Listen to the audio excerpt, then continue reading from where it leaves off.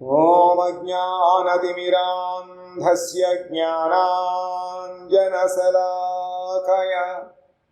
చక్షురున్మీలితం येन తస్మై శ్రీ గురవే నమః. మూకం కరోతి వాచాలం పంగుం లంఘయతే గిరిం యత్కృపాతమహం వందే శ్రీగురుం దీనతారణం. ఆజానులంబితభుజం కనకావదాతం సంకీర్తనైకపితరౌ కమలాయతాక్షౌ విశ్వంభరౌ ద్విజవరౌ యుగధర్మపాలౌ వందే జగత్ప్రియకరౌ కరుణావతారౌ వంశీ విభూషితకరా నవనీరదాభాత్ పీతాంబరాదరుణబింబ ఫలాధరోష్ఠాత్ పూర్ణేందు సుందరముఖాత్ అరవిందనేత్రాత్ కృష్ణాత్ పరం కిమపి తత్వమహం న జానే. రాధే బృందావనాధీశే కరుణామృతవాహిని కృపయా నిజ పాదాబ్జ దాస్యం మహ్యం ప్రదీయతాం. బృందాయై తులసీదేవ్యై ప్రియాయై కేశవస్య చ కృష్ణభక్తిప్రదే దేవి సత్యవత్యై నమో నమః. నారాయణం నమస్కృత్య నరం చైవ నరోత్తమం దేవీం సరస్వతీం వ్యాసం తతో జయముదీరయేత్. శ్రీకృష్ణ చైతన్య ప్రభు నిత్యానంద శ్రీ అద్వైత గదాధర శ్రీవాసాది గౌరభక్త బృంద. హరే కృష్ణ కృష్ణ కృష్ణ హరే హరే హరే రామ రామ రామ హరే హరే. శ్రీ బృహద్భాగవతామృతం ద్వితీయకాండం 5వ అధ్యాయములో శ్రీ నారద మహర్షి గోపకుమారుడికి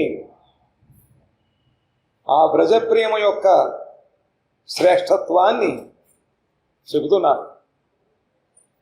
భవంతి సంపత్యుదయేన యస్య సదా మహోన్మత్త విచేష్టితాని నయద్వినాశం జనయేత్ సుఖం సా నవ ప్రకారాపి ముకుంద భక్తి.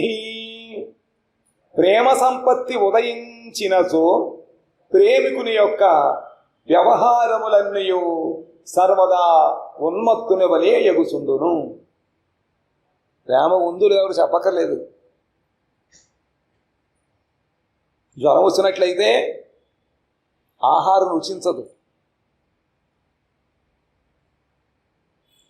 ఇది సరిగా పట్టదు, లక్షణాలు ఉంటాయి. ఆ విధంగానే ఎవరిలో అయితే ప్రేమ ఉందో వాళ్ళ యొక్క వ్యావహారిక కర్మలు వేరుగా ఉంటాయి. చూడడానికి ఉన్మత్తులు పిచ్చివానే వాళ్ళే ఉంటాయన్నమాట. వ్యవహారం సర్వదా మహా ఉన్మత్తుని వలె, వాళ్ళ లోకమే వేరు. అట్టి ప్రేమ లేనిచో శ్రీ ముకుందుని యొక్క నవదా భక్తియు సుఖమును ఇయ్యజాలదు. భగవత్ సేవ చేసేది ఎందుకు? మానసిక ప్రశాంతత కోసం. మనకి ముందు సుఖం కావాలి కదా, దానికోసం చేస్తాం. కానీ భగవంతుడి యందు గనక మనసు నిలకడగా లేకపోయినట్లయితే, భగవంతుడి యందు అనురాగం లేకపోయినట్లయితే సహజముగానే భగవత్ కథలవన్నీ కూడా మనకి సుఖాన్ని ఇస్తాయి, ప్రశాంతతని ఇస్తాయి.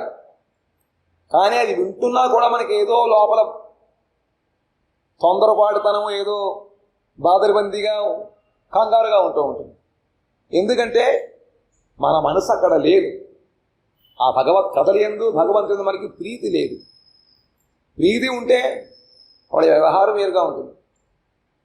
ఎవరు చెప్పకపోయినా కూడా వాళ్ళు ఆ కథలు చదువుకుంటూ ఆనందం అనుభవిస్తూ ఉంటారు. కానీ భగవంతుని అనురాగం లేకపోయినట్లయితే ఎంత గొప్పవాళ్ళు చెప్పినా కూడా మనకి అంత మనసుకి వంట పట్టదు. కాబట్టి అట్టి ప్రేమ లేనిసో భగవంతుడి యొక్క 9 రకాల భక్తి కూడా ఎంతో ఉత్తమైనటువంటివి, అయినప్పటికీ మనకి సుఖాన్ని ఇయ్యలేవు. ఎలాగట? యథా హి శాకో లవణం వినైవ క్షుధాం వినా భోగ్య చయో యథా చ వినార్థబోధాదివ శాస్త్రపాఠ ఫలం వినా రామగణో యథైవ. ఉప్పు లేని కూర, లవణము లేని వ్యంజనం, క్షుధలేని భోజ్య సామగ్రులు, అర్థము కాని శాస్త్రపాఠము, ఫలములు లేని ఉపవనములు, సుఖకరము కాని రీతిన ప్రేమ లేని నవదాభక్తి, నవవిధములకు ముకుందుని భక్తి కూడా సుఖము నీయజాలదు. కూరలో ఉప్పేలు చక్కగా వండి పెట్టారు, రుచిస్తుందా? ఎన్నో రకాల చక్కగా వంటకాలు చేస్తారు, కానీ ఆకలి లేదు. రుచిస్తుందా? ఎంత మంచిదైనా కూడా ఇలా పక్కన పెట్ట పొద్దు పక్కన పెట్టేస్తూ ఉంటాయి. కాబట్టి ఉప్పు లేని కూర, ఆశ లేని తిండి పదార్థాలు, అర్థము కాని శాస్త్ర పాఠం చదివేస్తూ ఉంటాం. ఊరికి అర్థం కాదు, ఊరికి ఎంత చదువుతాం అని వెళ్ళిపోతుంటాం శ్రీప్ర గారిలాగా. అర్థమైనట్లయితే ఆనందపడి చదువుతారు. కాబట్టి అర్థము కాని శాస్త్ర పాఠము. చక్కగా అన్ని తోటలు పెంచుకున్నారు, ఆ తోటలలో పువ్వులు లేవు, పళ్ళు లేవు. అర్థమే కదా?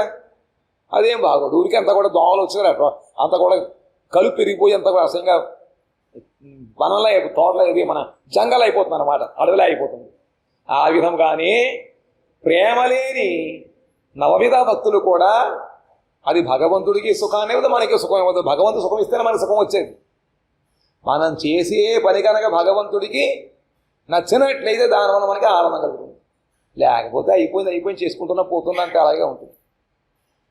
కాబట్టి ఆ భగవంతుడి యందు ఏమాత్రం మనకి అనురాగం లేకపోయినా ఆ చేసేటువంటి అనుష్ఠానంలో మనం ఇటువంటి సుఖాన్ని పొందలేము. సామాన్యత కించిదిదం మయోక్తం వక్తుం విశేషేణ న శక్యతే తత్ ప్రేమాతు కృష్ణే వ్రజయోషితాం యః సత్తత్వమాఖ్యాతుమలం కథం స్యాం. నారదమహర్షి అంటున్నాడు, నేను ఇంతవరకు సాధన రీతి యందు ఎట్టి ప్రేమల గురించి చెప్పితునో అది భగవానుని యొక్క ఏదియో అవతారము. కృష్ణుడి గురించి కాదు, ఎన్నో అవతారాలు ఉన్నాయి. అవతారాలు దేని గురించో ఒక దాని గురించి చెప్పాను. అంటే మిగతా అవతారములు కొంచెమైనా మనకి బోధకమే అవుతాయి, కానీ కృష్ణలీల మాత్రం ససేమిరా మనకు బోధకమే కాదు, వింటుంటే ఆనందంగానే ఉంటుంది. ఏదో మానవుడే కృష్ణుడు లీలలు చేశాడు, అది ఆడాడు పాడాడు అనుకుంటాం, కానీ అందులో ఉండేటువంటి దివ్యమైన భావం మనకి బోధగమ్యం కాదు. ఎందుకుట ఇంతవరకు చెప్పిందంతా కూడా ఆ సాధన రీతి, సాధన ఏ విధంగా చేయాలి, ఆ అందులో ఉండేటువంటి దానిని బట్టి ఆ ప్రేమ ఏ విధంగా ఉండదంతా కూడా మిగతా అవతారములు, వైకుంఠం నారాయణుడు కానీ లేకపోతే మిగతా అవతారం దాని చెప్పారనమాట. ఏది అవతారం గురించి లేదా వైకుంఠనాథ యొక్క విషయం గురించి చెప్పానని చెప్పి తెలుసుకో. ఎందుకంటే ఈ ప్రేమ కూడా నిశ్చయముగా చెప్పజాలము, విశేషంగా దాన్ని చెప్పలేము. ప్రేమ ఏ విధంగా ఉంది ఏం చెబుతారు? అదేమన్నా వర్ణిస్తారా? ఆ భావన అనేటువంటిది అనుభూతి తెలుస్తుంది, చెప్పలేదాన్ని వ్యక్తం చేసేటువంటి వస్తువు కాదు అది.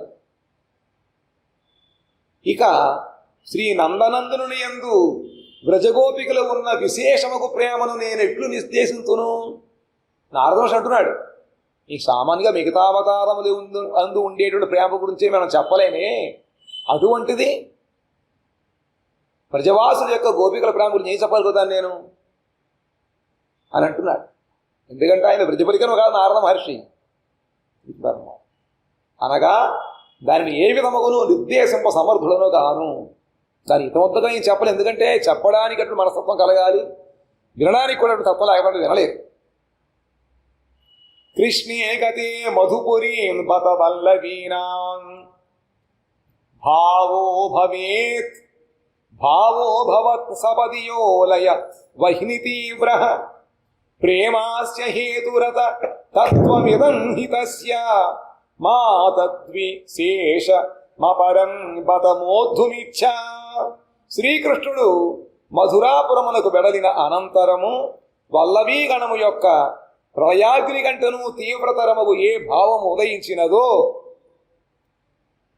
ఆ భావమునకు ఏకమాత్ర కారణము ప్రేమ. భగవంతుడు బృందావనములో 10 నెలల 10 సంవత్సరములు 8 మాసంలో ఉన్న తర్వాత అక్రూరుడి ద్వారా మధురకి తీసుకుని వెళ్ళిపోయాడు. దాని తర్వాత బ్రజవాసుల యొక్క పరిస్థితి ఎలా ఉందిట దాని భాగవతం మనకు చెప్పలేదు. భాగవతం అనేది వెనక్కి చూడలేదు. ఆ మధురుడు కృష్ణుడు యొక్క లీలే చెప్పొచ్చారు. గోస్వాములు మాత్రమే, మహాప్రభువు మాత్రమే ఇవన్నీ కూడా వాళ్ళ గురించి కాస్త ఆలోచించారు. కాబట్టి భగవంతుడు మధుర వెళ్ళిపోయిన తర్వాత బ్రజవాసుల యొక్క పరిస్థితి ఎలా ఉందిట వాళ్ళు ప్రళయాగ్ని కంటే తీవ్రమైనటువంటి భావన వాళ్ళు అనుభవించారుట. అసలు మామూలు అగ్ని చూస్తే మనం ఇప్పుడు ఇంకా సాధన చాలా పడలేదు. బయట స్థలం లోపల గదిలో పెడితే అంత వేడిగా ఉంటుంది. అది ప్రళయకాలంలో ఇంకెంత వేడిగా ఉంటుందిట. ప్రళయకాలములో 12 మంది సూర్యులు ఒకేసారి భూమి దగ్గరికి వచ్చి వాళ్ళ వేడి ద్వారా పృథివిని కాల్చేస్తారట. అటువంటి బాధగా ఉంటుందట ఆ విరహం అంటే ఎడబాటు అన్నమాట. ఆ ప్రళయాగ్ని కంటేనూ తీవ్రముగా ఉండేటువంటి ఏ భావమును వాళ్ళు లోపల అనుభవించారో ఆ భావమునకు కారణం ఏమిటిట ఏకమాత్రము కేవలము ప్రేమయే. ఒక వ్యక్తి యందు మనకి అనురాగం ఉంటే అతనికి ఏమైతే ఏదో మనం విలువలు వాడిపోతూ ఉంటాం. అదే పత్రికలో పడి ఏమైనా మనకి అవసరం ఉండదు. రోజు ఎన్ని రకాల వార్తలు వస్తూ ఉంటాయి, మన మనసును బాధిస్తుందా? ఎందుకంటే వాళ్ళతో మనకు సంబంధం లేదు. ఏమాత్రం మన దగ్గర సంబంధం ఉన్నా కూడా వెంటనే అయ్యో అనుకుంటాం. ఇంకా దగ్గరదనం ఉంటే ఏడుస్తూ కూర్చుంటాం. కాబట్టి భగవంతుడి యందు వాళ్ళకి ఎంతో విశేషమైన ప్రేమ ఉన్న కారణముగా వాళ్ళు ఇంత బాధను అనుభవిస్తున్నారు. లేకపోతే ఎంతమంది వెళుతూ ఉంటారో ఏమైనా బాధపడతారా? ఆ బాధకి మూల కారణం ఏమిటంటే భగవంతుడి యందు ప్రేమ అనురాగము. కాబట్టి ఆ భావానికి ఏకమాత్ర కారణం భగవత్ ప్రేమ. ఇది ఆ ప్రేమ యొక్క తత్వము. తత్వం అంటే విధంగా ఉంటుంది అన్నమాట. ఆ భగవంతుడి అనురాగం ఉన్న కారణముగా వీళ్ళకి ఆ తీవ్రమైనటువంటి ప్రళయాగ్ని కంటే వేడిగా ఉండే భావం కలిగిస్తాం అన్నమాట. దీని వ్యతిరేకముకు ప్రేమ యొక్క వేరే తత్వమును తెలుసుకున్నట్టు ఆశింపకము. ఆ విధంగా వాళ్ళు పరిస్థితి ఉంది కాబట్టి వాళ్ళలో ప్రేమ ఉందని మనకు కనబడుతుంది అన్నమాట. ఈ విధంగా అయితే బాహ్యమైనటువంటి చేష్టల ద్వారా మనకి జ్వరం వచ్చింది తెలుస్తుంది.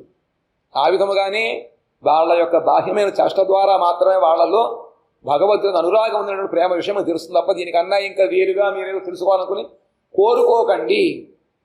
దీన్ని రచించే వస్తువు ఇది. ఇది మామూలుగా మన భాష ద్వారా వెల్లడి చేయడానికి సరిపోదు. మామూలుగా ఉన్న మనుషుల మధ్యన ప్రేమనే ఎవరు తెలుసుకోలేరే, వర్ణించలేరు. అది ప్రేమ అంటారు అంతే. దానికన్నా ఇది అవ్యక్తమైనటువంటి లోకములకు అతీతమైనటువంటి భగవంతుని యందు ప్రేమ ఎవరిదైనా వర్ణించగలుగుతాం. కాబట్టి తెలుసుకోవాల్సినప్పుడు కోరుకోకు, ఇక తెలుసుకోలేవు, చెప్పలేరు, చెప్పినా అర్థం కాదన్నమాట. సా రాధికా భగవతి క్వచి దీక్ష్యతే చేత్ ప్రేమా తదానుభవమృచ్చతి మూర్తిమాంసః సఖ్యేత చేతద్గదితుమేష తయా తథైవ శ్రూయేత తత్వమిహ చేద్భవతి స్వశక్తి. ఆ తత్వమును విశేషముగా వర్ణన చేయజాలము. ఏదేని కొలదిగా వర్ణితమైనను ఇప్పుడు అది నీకు ప్రతీతమగు విషయము కాజాలదు.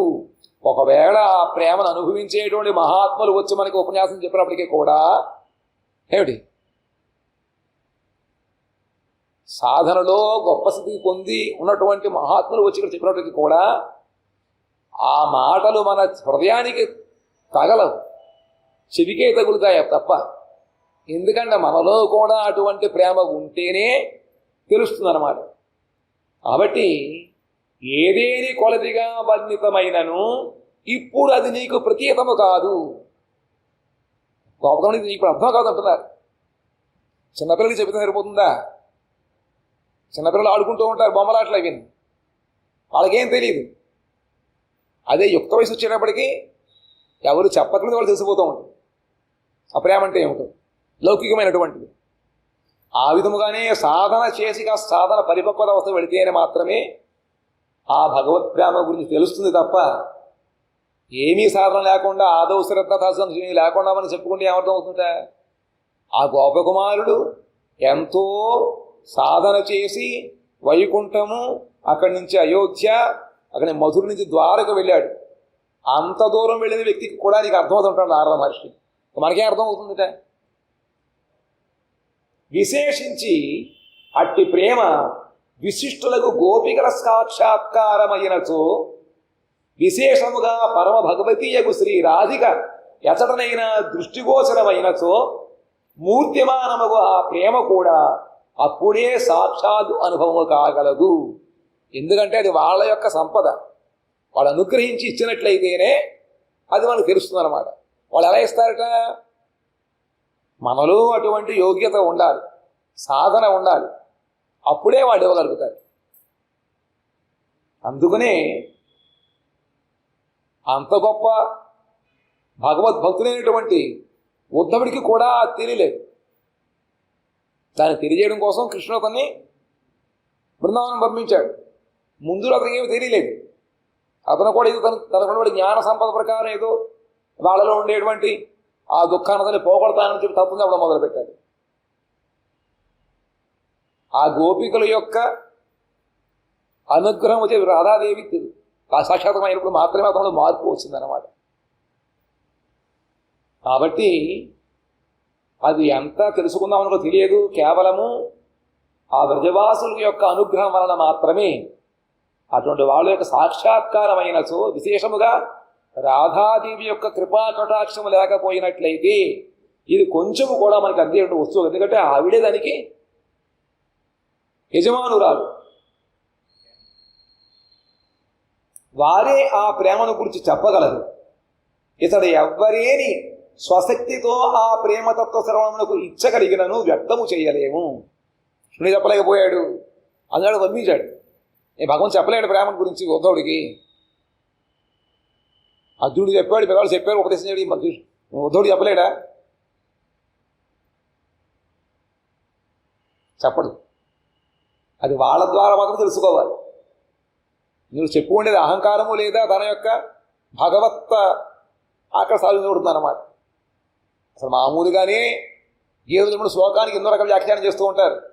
సర్వధర్మాన్ని పరిచయం అనేకం, నేను ఒక్కడిని శ్రవణ పొందాలా, మిగతాలు పొందే రాదా అని చెప్పి రకరకాల కామెంటరీ వస్తూ ఉంటాయి.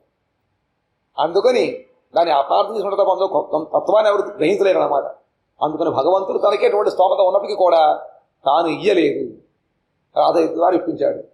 అందులో లోకానికి అందించవలసి వచ్చినప్పుడు తాను కూడా నేరుగా కాకుండా రాధాదేవి యొక్క భావాన్ని తీసుకుని మహాప్రభుగా వచ్చి అందరికీ ప్రేమని పంచిపెట్టారన్నమాట. కాబట్టి ప్రేమ పొందాలి అంటే అది ఒక్క బ్రజవాసులు, విశేషంగా గోపికలు, అందరికన్నా కూడా రాధాదేవి యొక్క సొత్తు అన్నమాట. కాబట్టి మూర్తిమయముగా ఆ ప్రేమ కూడా అప్పుడే అనుభవం కలుగుతుంది. ఎవరైనా ఇక్కడ వాళ్ళ శక్తి ద్వారా మేము చదువుకుని తెలుసుకుంటామంటే అది వ్యక్తము కాదు, అర్థము కాదు. పరమానందముగు ఆ ప్రేమ శ్రోత మరియు వక్త ఉభయులను మోహగ్రస్తులను చేయును.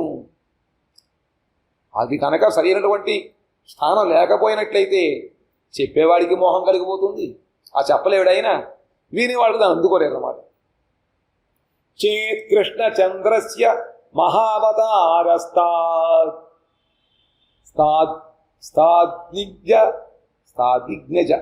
ప్రేమ వితానకారీ స్వాద్యా కదాచిద్యది రాధికాయా ప్రేమానుభూతి తదుపైత్యధావి. లేదా అట్టి నిజ ప్రేమ వితరణకార్యగు శ్రీకృష్ణచంద్రుని యొక్క ఏదేని మహదవతారమైనచో, ఒకటి వ్రజవాసులు గోపికల యొక్క, అంతకన్నా గోపికలు చూడని రాధాదేవి యొక్క దర్శనం అయినట్లయితేనే ఆ ప్రేమ గురించి మనకు కాస్త ఆచూకు తెలుస్తుంది. లేదా కృష్ణుడి యొక్క స్వయం ప్రేమ కాబట్టి, ఆయన మహాత్ముడు వదానుడు కాబట్టి, ఆ కృష్ణుడు కనుక తన ప్రేమను వితరణము చేసేటువంటి ఏదైనా అవతారము కనుక ఆయన ఎత్తినట్లయితే మహదవతారమైనచో, లేదా శ్రీ రాధిక యొక్క ఏదేని అవతారం ప్రకటమైనచో. అది కృష్ణుడుగా ఉన్నా ఇవ్వలేడు, రాధాదేవి కూడా ఇంకో అవతారం ఎత్తి ఇక్కడ కావాల్సిందే. వాళ్ళ దర్శనం ఎట్లేదు, వారి యొక్క దర్శనం వలన ఆ ప్రేమ అనుభూతము కావచ్చును. అప్పుడు వాళ్ళు కనుక ప్రపంచం అవతరించినట్లయితే వాళ్ళ మాధ్యముగా మాత్రమే భగవత్ ప్రేమ మనకి అనుభూతికి వస్తుందన్నమాట. ఈ శ్లోకమున శ్రీమన్ మహాప్రభుని అవతారం యొక్క సూచన చేయబడింది. కృష్ణావతారం, కృష్ణావతారం ఇంకా అవతారం లేదు. కృష్ణుడే చివరి అవతారం. దాని తర్వాత అవతారం శ్రీ చైతన్య మహాప్రభు. అది ఇంకా చివరి అవతారం, ఎవరికి అవతారం లేదు. కాబట్టి మహాప్రభు యొక్క అవతారంలో సూచించబడింది అనమాట. ఎందులోనైనా శ్రీ నారదుని యొక్క వచనము ఎన్నడూనూ వ్యర్థము కాదు. మహాత్ముడు చెప్పిన మాట ఎప్పుడు కూడా వ్యర్థం కాదు. సునాయాసంగా నలకోపరుణ్ణి మణిగ్రీవుని శపించేశాడు నారదుడు. మీరు 100 సంవత్సరాలు మధ్యచుట్టుగా ఉండండి అని చెప్పి, దేవతా వర్షాలు అన్నమాట. భగవంతుని రక్షిస్తాడని చెప్పి. ఏమైనా లెక్కేసుకున్నాడా? ఏ అవతారం వస్తుందో 100 ఏళ్ళు అంటే 100 అంతే ఎంత అవుతుంది, అప్పుడు సరే కాబట్టి సరిపోతుంది చెప్పాను. నారద మహర్షి క్యాల్కులేషన్ పెట్టుకోలేదు కదా. కానీ వాళ్ళ యొక్క ప్రేమేయము లేకపోయినా కూడా వాళ్ళ నోట ఎప్పుడు సత్యమే వస్తుందన్నమాట. కాబట్టి ఇక్కడ కూడా గోపకుమారుడు ఎప్పుడైతే ఈ విధముగా వాళ్ళ యొక్క కృష్ణుడి యొక్క ఏదేని గొప్ప అవతారం ఉన్నట్లయితే ప్రేమను ఇవ్వగలుగుతారని చెప్పాడు. కాబట్టి ఆ వాక్యము ద్వారా నారద మహర్షి ఇప్పుడు వచ్చిన కూడా ఎప్పుడూ కూడా అది వ్యర్థం కాదు. కాబట్టి మహాప్రభు యొక్క అవతారం గురించి అక్కడ చూపబడింది. కావున ఎవరు శ్రీ రాధిక యొక్క ప్రణనాథుని పాదపద్మ యుగళములందలి ప్రేమను పొందు ఆశను దానము చేసిరు. ఆ పొందని ఆశ కూడా ఆయన ఇచ్చాడు అనమాట.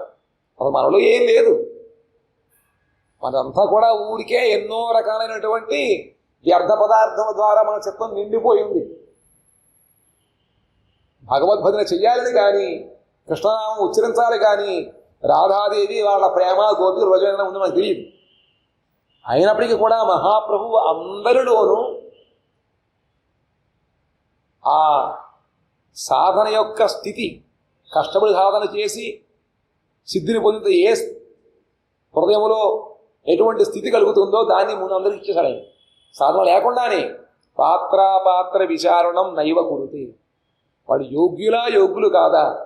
భగవత్ప్రేమ పొందాలంటే బ్రహ్మాది దేవతలకు దుర్లభం. అటువంటి దుర్లభమైన భగవత్ప్రేమ ఇవ్వాలంటే వాళ్ళకి ఎంత గుణములు యోగ్యత చూసి ఇవ్వాలి.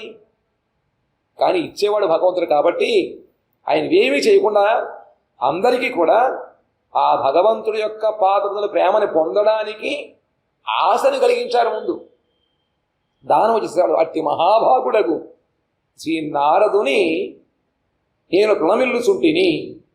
ఆశను దానం చేసింది ఇదన్నమాట నారద మహర్షి అని చెప్పాం. ఇక్కడ గోపకుమారుడు చెప్పేటంతా కూడా శ్రీమద్ భాగవతమునందు కూడా మహాయోగియగు కరభాలుడు చెప్పాడు.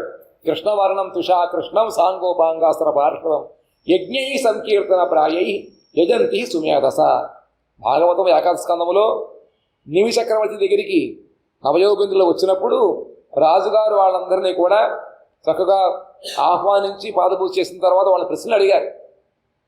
ఏ యుగములో భగవంతుని ఏ విధముగా ఆరాధించాలి, యుగమునకు భగవంతుడు ఎవరు అంటే వాళ్ళు చెబుతూ సత్య త్రేత ద్వాపర యుగం చెప్పిన తర్వాత కలియుగములో భగవంతుడిని నామ సంకీర్తన యజ్ఞం ద్వారా పూజిస్తారు. ఆయన ఎలా ఉంటారంటే కృష్ణవర్ణం కృష్ణం, ఎప్పుడు కూడా కృష్ణ అనే నామాన్ని నిరంతరం పలుకుతూ ఉంటాడు. ఆయన శరీరకాంతి బంగారు కాంతిలో ఉంటుందన్నమాట.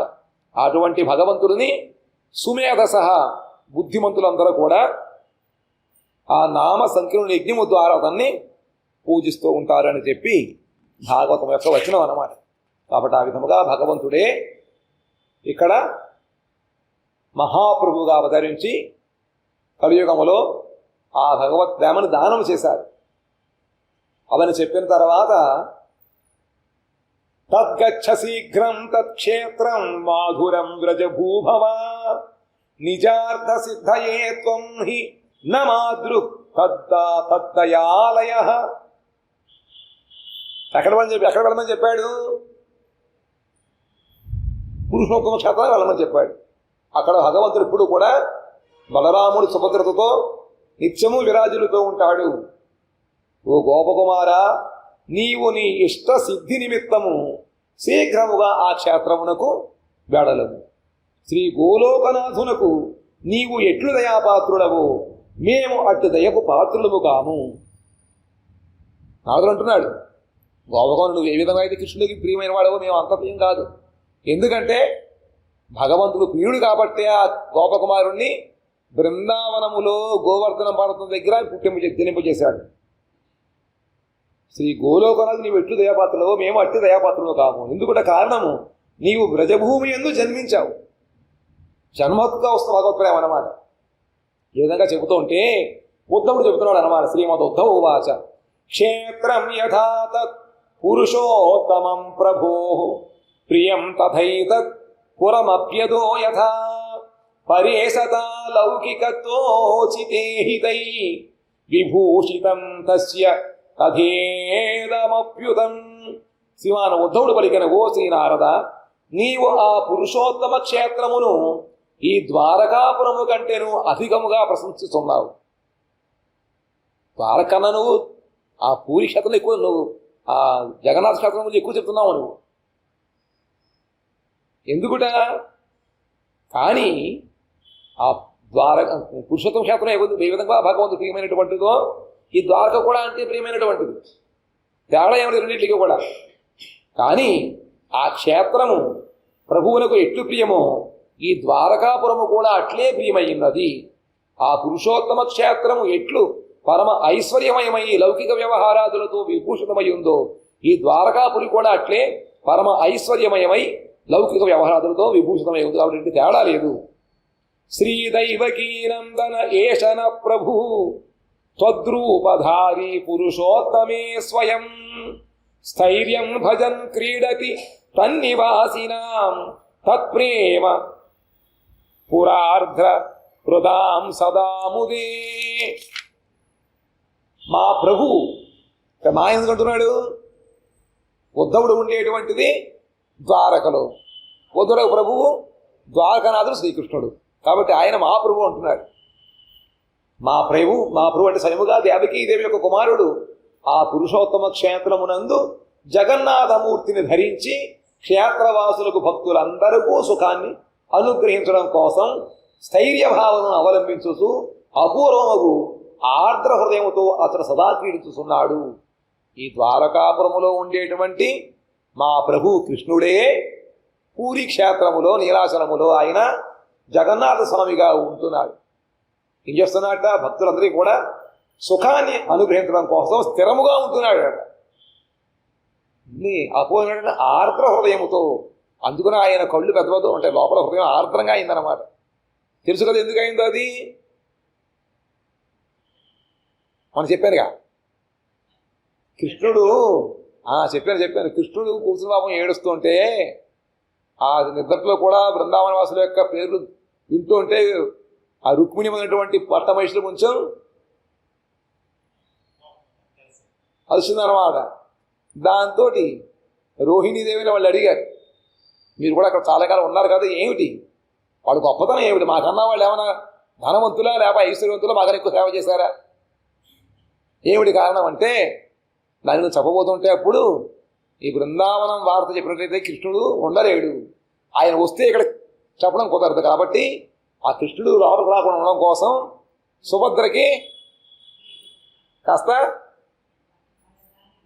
ఏదో ఇచ్చి కూర్చోబెట్టారన్నమాట. వాళ్ళు రాకుండా లోపల కాపలే కాదు. ఆ సుభద్రాదేవి గేటు దగ్గర నుంచింది. ఎప్పుడైతే మద్భక్త ఎత్ర గాయంతి తత్ర తిష్టామి నారద, అక్కడ చక్కగా ఆనందముతో లేదా భగవంతుడి ఏకాగ్రతతో మనం భగవంతుడు చెప్పుకోవడానికి భగవంతుడు వచ్చి ఉంటాడు అక్కడ. అక్కడ వస్తారు కాబట్టి మీరు రాకుండా ఉండాలంటే నువ్వు కాపలాకి ఆయన చెప్పి చెప్పారు. చెబుతూ ఉంటే వాళ్ళు ఎక్కడ దగ్గర కృష్ణబల వచ్చేస్తుంటే సుభద్రాదేవి వాళ్ళని ఆపిందన్నమాట చేతిలో పెట్టి. అప్పుడు వాళ్ళు అక్కడే ఉంటూ ఆ భగవత్ వాళ్ళ యొక్క బృందావనీయులు వింటుండగా వాళ్ళ యొక్క చిత్రం ఆర్ద్రం అయిపోయి వాళ్ళ అవయవులన్నీ కూడా సంకుచితం అయిపోయాయి అన్నమాట. ఆ రూపాన్ని చూసిన నారదుడు చాలా విచిత్రంగా ఉంది ఈ రూపం నాకు భూలోకంలో కావాలి, విధంగా నువ్వు భక్తులు నువ్వు కోరాలి, భక్తులు నువ్వు అనుగ్రహించాలని చెప్పి ప్రార్థిస్తే ఆ రూపముతో భగవంతుడు పూరిలో నిలక్షేత్రం అవతరించాడు అనమాట. కాబట్టి నిజానికి ఆ జగన్నాథ స్వామి సాక్షాత్తు ద్వారకాధీశుడైనటువంటి కృష్ణుడే, మా ప్రభువే. అక్కడ ఆయన ఈ విధంగా క్రీడిస్తున్నాడు.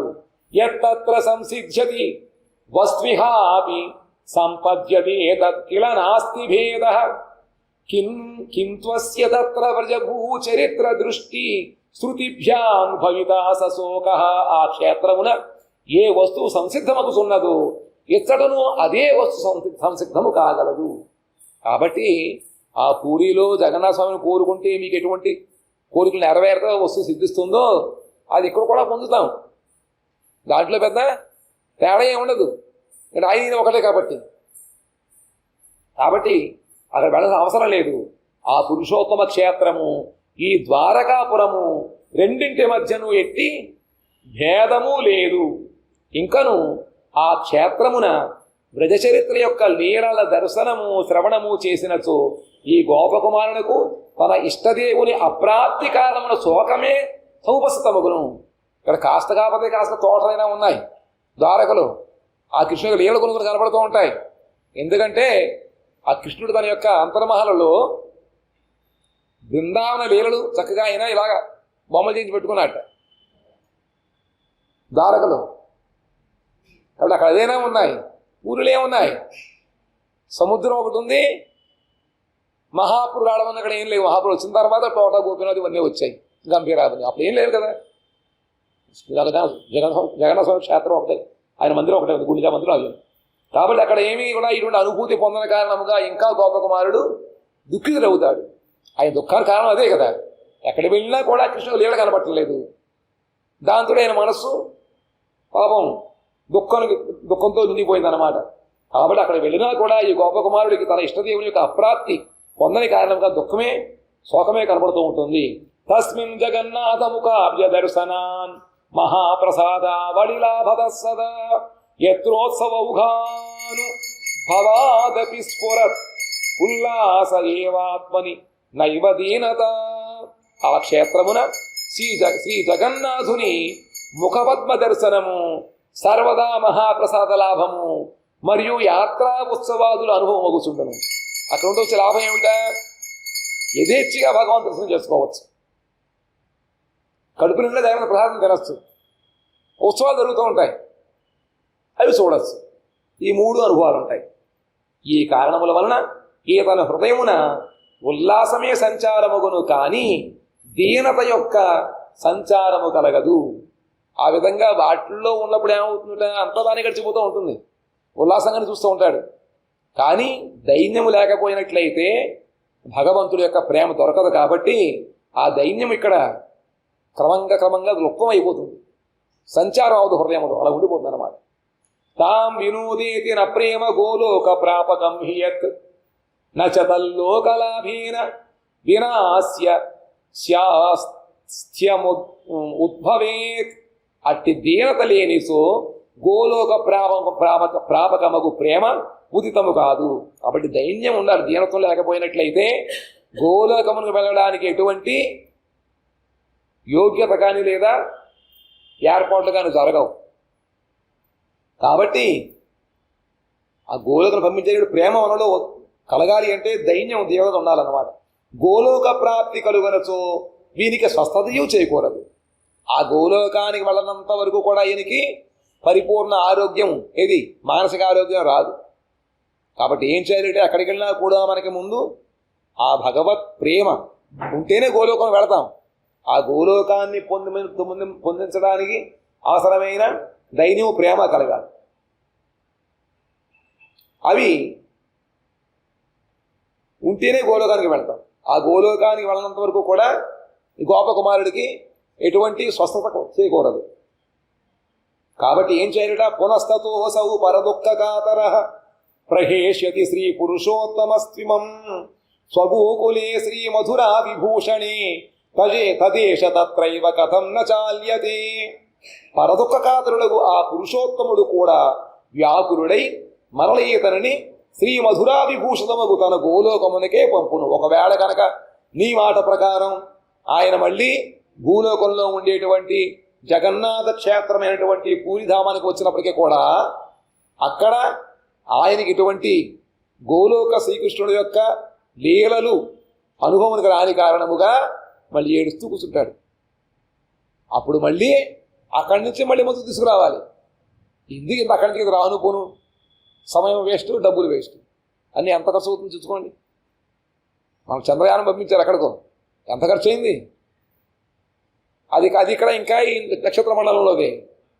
దీన్ని భేదించుకుని వెళ్ళిపోవాలి. 8 ఆవరణలు కూడా వీళ్ళు ఇంకా ఎంత పెద్ద దానికి అది ఉండాలో, ఏంటి రాకెట్ పెట్టాలి, ఏదో ఫ్యూయల్ పెట్టుకోవాలి, అది కూడా పక్కన దిగిందానికి అంతే. కాబట్టి దానికి ఎంత ఇది అవుతుంది, ఎంత సంయమం పోతుంది. కాబట్టి ఏం చేయాలిట, పరదుఃఖకాతరులకు ఈ పురుషోత్తముడు కూడా మళ్ళీ గోలోకానికి పంపుతాడు. కావున నీవు ఇతనిని ఎందుకు గోలోకానికి పంపకున్నావు? ఓ నారద మనిషి చెప్తున్నావు నువ్వు, ఎందుకు మళ్ళీ ఆయన అక్కడ పంపుతాడు, అక్కడి కింద పంపించడం ఎందుకు? ఎక్కడి నుంచి నేరు పంపించేసి దగ్గరగా ఉంటుంది. అక్కడి నుంచి ద్వారక నుంచి గోలోకం దగ్గర, అక్కడ పంపించేసుకుంది, మళ్ళీ ఎందుకు ఎందుకున్నారు అని ఉద్ధవుడు శాస్త్ర షార్ట్ కట్. తత్రైవోత్పద్యతే దైవం తత్ప్రేమాశి సదా సతాం తత్తూన్యమివారణ్య సరిద్గిర్యాది పశ్యతాం. అచ్చట అట్టి లక్షణ విశిష్టము శూన్యమయమునగు అరణ్యములు, నదులు, గిరిమున్నగు వారిని అవలోకనము వలన సాధువులకు స్వతగనే దైన్యము మరియు ప్రేమ సర్వదా ఉపస్థితమే ఉండును. అక్కడ గోలోకములు ఏమిటిట, నిరంతరము కూడా అక్కడ భగవంతుడి యొక్క క్రీడాభూములు కనపడుతూ ఉంటాయి.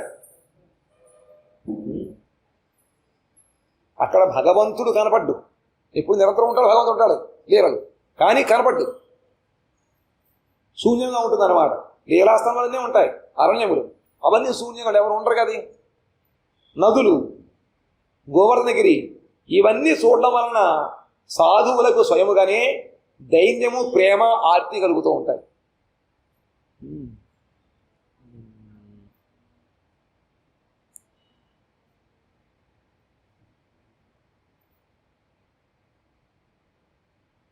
కాబట్టి సాధకులు ఎందుకు బృందావనంలో ఉండాలి అంటే, ఆ బృందావన కృష్ణలీలాస్థలం చూసినప్పుడు వాళ్ళకి ప్రేమ అది పొంగుతుందన్నమాట.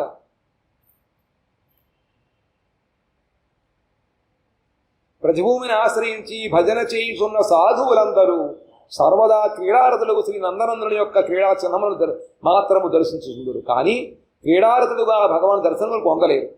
మనం చాలామంది ఉంటారు, వాళ్ళ నిరంతరము కూడా భగవంతుడి యొక్క లీలా భూములు చూస్తూ ఉంటారు తప్ప ఆ లీల చేసే భగవంతుడి దర్శనం అవ్వదు. కానీ అవన్నీ చూసినప్పుడు వాళ్ళల్లో భగవంతుడు పొందాలంటే ఉద్విగ్నత వస్తుందన్నమాట. ఉద్దీపనం అంటారు దాన్ని, ఉద్దీపనం అన్నమాట, అది వస్తుంది. అందువలన వారి హృదయంలో స్వాభావికంగా వ్యాకులత ఉండును. ఈ వ్యాకులత పరిపాక క్రమమే దైన్యము. ఆ విధంగా వ్యాకులత్వం ఆ భగవంతుడు లేనటువంటి భూములు చూసినప్పుడు లోపల మనస్సు కృష్ణుడు యందు ఆకృష్టం అవుతుంది. అప్పుడు వాళ్ళకి ఏమవుతుందట, క్రమక్రమగా ఆ వ్యాకులత్వం పరిపాకమైనట్లయితే అదే దైన్యం అవుతుంది. ఆ దైన్యం వల్ల ప్రేమ సంచారితం అవుతుంది అన్నమాట. శ్రీ భగవానుని సచ్చిదానందమయముకు లీలాశక్తియే లీలారసమును పోషించు నిమిత్తము అనగా సౌధువుల దైన్యము ప్రేమను వృద్ధి చేయు నిమిత్తము ఇట్ట శూన్యమై బృందావనమును ఉద్భావితము గావించుచుండును. ఎవరైతే సాధన చేస్తూ ఉంటాడు, సాధువుల యొక్క హృదయములో ఇటువంటి దైన్యము, ప్రేమ వృద్ధి చేయడం కోసం అంతా కూడా శూన్యంగా చూపిస్తూ ఉంటుంది అన్నమాట. ఆ శూన్యంగా చూపించడం వలన లోపల విధమైనటువంటి ఆర్తి దైన్యం వస్తాయి. అందువలన శ్రీకృష్ణుని రహస్యమయమగు లీలా సమూహములచే విభూషితములకు కుంజములు పర్వతములు సరోవరములు మున్నగునవి నిత్యము విరాజమానమగుచున్నను శూన్యముగా అనిపించును. ఇప్పటికీ కూడా బృందావనంలో కృష్ణుడు లీల చేస్తున్నాడు. అయినప్పటికీ మనమైతే వాళ్ళు చూసి వస్తూ ఉంటాం. కానీ సాధకులకి అవన్నీ చూసినప్పుడు వాళ్ళకి భగవంతుడు లేనటువంటి అవన్నీ శూన్యంగా కనపడుతూ ఉంటాయి. ఆ శూన్య అవస్థలో చూస్తేనే వాళ్ళకి ఏమవుతుందట, ఆ ధైర్యం ఏర్పడుతుంది అన్నమాట. కానీ ఆయా లీల స్థలం యందు లీలా పరిగణించే పరివేష్టుడైన భగవానుడు చేసిన రహస్యముకు లీలావుడు ప్రకటితమగుచుండును. వారిని కేవలము ఆయా లీలా పరికరములే దర్శింప సమర్థులు. వారు తప్ప ఎవరు దర్శించలేరు. ఒక సమయమున ఒక స్థానము లీలలు వర్తమానమయుండియు ఆ ప్రకారముకు లీలలు లీలాస్థలముల విభిన్నత ఎనున్నది భగవాన్ యొక్క అచింత్య శక్తి ప్రభావము కావున సాధువుల హృదయమునందును దర్శనయోగ్యముకు ప్రేమను ఉద్భావితము చేయుచుండును. ఆ లీలాశక్తి సాధువుల హృదయములలో కూడా ఆ భగవన్ లీల దర్శనమునకు ఎటువంటి ప్రేమ ఉత్కంఠత కావాలో అవన్నీ కూడా అనుగ్రహిస్తూ ఉంటుందన్నమాట వారు ఉన్నప్పుడు. ఆ విధంగా చెబుతున్నారు. సదా హాహారవాక్రాంత వదనానాం తథా హృది మహాసంతాపదగ్ధానాం స్వప్రియం పరిమృగ్యతాం. అచ్చటి సాధువులు ఆహారవములతో ఆక్రాంత వదనములతో మహాసంతాపదగ్ధమగు హృదయములతో సర్వదా వ్యాకులురై తమ ఇష్టదేవుని అనుసంధానము చేయుచుందురు. అక్కడ ఉండి సాధకులందరూ కూడా ఆ విధముగా భగవంతుడి యొక్క ప్రేమ సేవ చేస్తూ భగవద్ దర్శనం కోసము తమ ఇష్టదేవునటువంటి కృష్ణుడి యొక్క అనుసంధానము చేస్తూ ఉంటారు. అలాగే వ్యాకులులై నిరంతరం హారాధై హారాధి అంటూ హా కృష్ణ అంటూ వాళ్ళు విలపిస్తూ ఉంటారు. ఎందుకంటే భగవద్ దర్శనం కోసం అన్నమాట. అప్పుడు దైన్యం సదాగా అక్కడ ఉంటే వస్తుంది. ఇవన్నీ చెబుతూ ఉంటే ఇప్పుడు గోపకుమారుడు అంటున్నాడు. శ్రీ గోపకుమార వాచ మంత్రి ప్రవర వాక్యం తత్ స్వహృద్యం న్యాయ బృంహితాం నిశమ్య నితరాం ప్రీతో భగవన్ నారదో అబ్రవీత్. గోపకుమారుడు పలికిన, ఓ బ్రాహ్మణోత్తమ, శ్రీ నారదుడు మంత్రి ప్రవరుడగు శ్రీ ఉద్ధవుని స్వహృద్యము న్యాయసంగతము నగు వాక్యమును విని ప్రీతిపూర్వముగా ఇట్లు చెప్పాను. ఈ విషయం అంతా కూడా బృందావనంలో గోపకుమారుడు తనను చూసినటువంటి బ్రాహ్మణుడు చెబుతున్నాడు. ఈ విధంగా, ఓ బ్రాహ్మణుడా, ఏం చెప్పేట, ఓ బ్రాహ్మణోత్తమ, నారద మహర్షి ఈ మంత్రి ఉద్ధవుడు చెప్పినటువంటి విషయాలని అవి స్వహృద్యము తనకి అనుభవమైనటువంటిది న్యాయసంగతము ఆయన విషయాలు చెప్పేటప్పటికీ నారద మహర్షి ఎంతో ప్రీతితో ఈ విధంగా అంటున్నాడు. శ్రీ నారద ఉవాచ సత్యముద్ధవ తద్భూమి లోకేషు ప్రీతిమానసి యదస్యాస్విష్ట సిద్ధ్యర్థం ఆత్మమంత్రమిమం హితం. ఓ ఉద్ధవ, నీవు సత్యమే పలికితివి. ఆ బ్రజవాసులపై ఇట్టి ప్రీతి నీ పక్షముననే సంభవపరమైనది. ఎందుకంటే ఆయన ఉండొచ్చాడు కాబట్టి బాగా తెలుసు. ఆ ఉద్ధవుడికి సర్వము తెలుసు అన్నమాట. బృందావనం గురించి తెలుసు, ద్వారక గురించి తెలుసు, అన్ని తెలుసు. కాబట్టి నువ్వు నిజమే చెప్పావు. ఆ బ్రజవాసులపై నీకు ఉండేటువంటి ఈ ప్రీతి అది నిజముగా నీకే సంభవము.